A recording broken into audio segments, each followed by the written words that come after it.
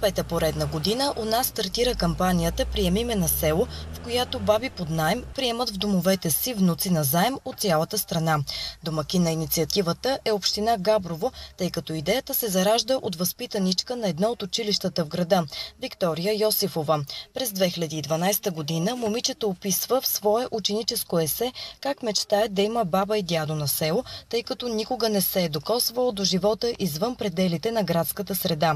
Малко по-късно местната управа решава да сбъдне мечтата й, като по този начин сбъдва мечтите и на стотици други деца от цялата страна. Тя ги учи на много неща, зависи от възприятията и на самите деца. Да ги върнем към бита, към традициите, към обичаите, да ги научим как се прави зимнина, да видят животните, да видят откъде тръгват зеленчуците, млякото и така нататък. И мисля, че това е много полезно за едни деца, които реално стоят пред таблета и лаптопа и компютъра и нямат това природно усещане за близо с природата, връзка с природата и така, връщане назад.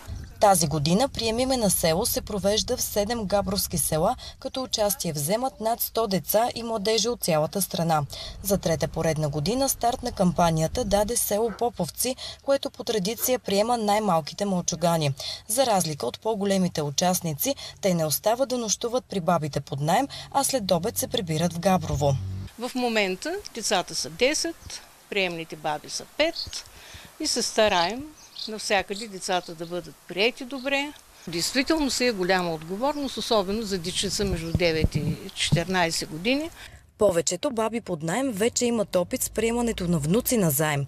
Въпреки това притеснението им остава и до днес. Бабите приемат с огромна отговорност и с много притеснение. Казваме си го честно. Това беше и проблема да не нощуват по къщите. Мисля, че след това те имат достатъчно обич, обичливи са, внимателни, грижовни и както се обгрижват техните деца и внуци, така се отнасят и към тези дечица, които всички са си наши деца. Че има притеснение, потвърждава и 81-годишната Минка Ковачева. Тази година възрастната жена е баба под наем за трети път, но е категорична, че отговорността е изключително голяма, тъй като всяка година приема в дома си нови и непознати деца. Инициативата е такава, просто да имаме развлечения, да се грижим за децата и каквото мога, помагам и върша което мога. Обичам да правя добро и да посрещам гостите. След баба Минка отиваме и при другите 5 баби под наем, за да ни разкажат и те защо са решили да приемат за първи или пореден път внуци на заем. Харесвам инициативата, децата от града да дойдат малко на село, да видят как се живее на село, какво се произвежда, как се произвежда, че не е само на готово да се чакаме, трябва да се работи в градината. Имаше ли притеснение така във вас? Имах, да. Все пак чужди деца, не са мои. Приемам ги като мои, но не знам те как щяха да ме приемат. Пък те добре ме приеха децата. Моята внучка вече е голяма и да си припомня, реших да се включа, да взема дете под наем. Първата година не се притеснявах, ама с напредване децата се променят. Защото помислих, че им е интересно на децата, които нямат село. И си представях моето дете да го поканят някъде, нали, внучката ми да отиде където в града не е била там. Ще е интересно на нея, може би. И затова се съгласих да дойдат къщи. Защо решихте да се включите?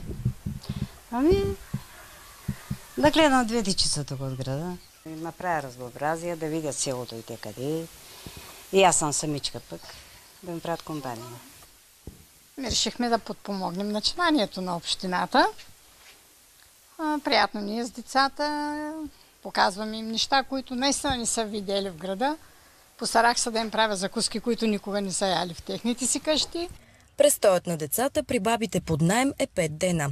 Този период е достатъчен мълчуганите да пробват най-различни неща. От домакинската работа в къщи и готвенето в кухнята до работа в градината и грижата за селскостопанските животни. Из градината, какво компоти правихме, тук копър скубахме, зарязахме го. Ходиха, видяха градината, малини браха днеска, домати, краставици, това, което имаме. И в градината им показвам посевите, показвам им животните в двора. И докато другите деца се трудят в градината, то двете внучета на Заем при баба Пенка ходят на полето. Моя мъж се занимава с селскостопанска техника, имаме трактори, прикачани инвентар, да им покажа, нали са момченца. Останаха много доволни, видяха неща, с които се обработва, нали, почвата, как се стига до орани, сеяни, сламопреса, балервачка, имаме всички неща там, които те наистина в града нямам. И да са виждали, нямаше кой да им обясни, нали, все пак. Разбрах, че има различни видове трактори. Има машини, които правят бали, сено. Гледахме прасета, хранехме кокошките. А преди виждал ли си и правил ли си нещо подобно? Не. Забавлявахме се, помагахме, работихме. А баба Минка показва допълнително и как се плете. Учихме да плетат, децата пък са много така, в смисъл сега правят много неща ръчно, изработват. От листенци може да направи нещо. Тя ме учеше да плетем на куки и ми подаряваше рисунки. Всичко ми хареса. Със силни впечатления са останалите деца.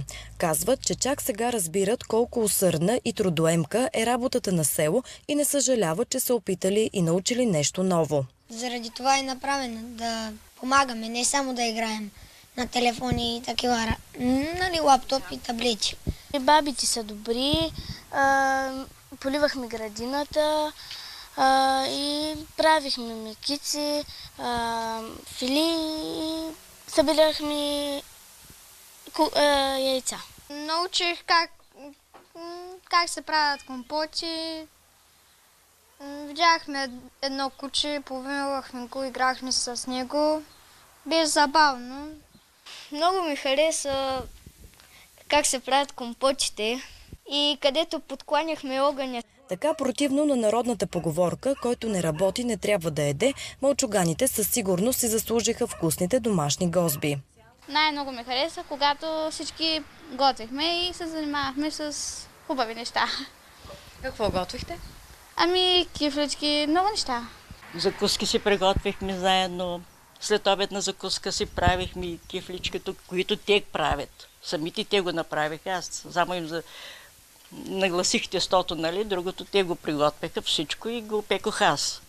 След това изправихме баничките сутрин за закуска. Те си ги направиха пак всичко пълнежа, абсолютно те. И така, сладоле сме правили. В кухнята пражихме филии, правихме мекици, палачинки правихме. Пържени филийки по-американски. Сладки филийки с кленов сироп. При нас беше с сладко от шипки. След това правихме питки днеска с сиренци. Много бяха доволни децата, ядоха ги по желание. Един със солено, друг със сладко. Правихме си баничка. Така, след известен престой на село, е време за раздяла. С тъга в очите, бабите под наем споделят, че ще пазят спомена за прекрасните мигове с децата в снимки и албуми. Свикват с нас децата бързо, не се притесняват. И така сега мъчно ли ви е? Последен ден? Да, що свикнахме с тях. Цяла седмица тук, колкото и да не е. Сутрин ги очакваме, на обед ги чакаме да ги изпратим, да ги посрещнем след обеда. Така просто едно очакване беше интересно, нали? Сега свикнахме, може би утре в други ден пак ще ги чакаме. Че малко ще не е мъжно, ама ще свикваме. Какво да правим? Те даже искат децата да се върнат, да продължи, да не свършва. Нали, искат повече време да бъде. Затова и обещават следващото лято пак да дойдат. Сега мъчно ли ти е? Да, защото е последен ден.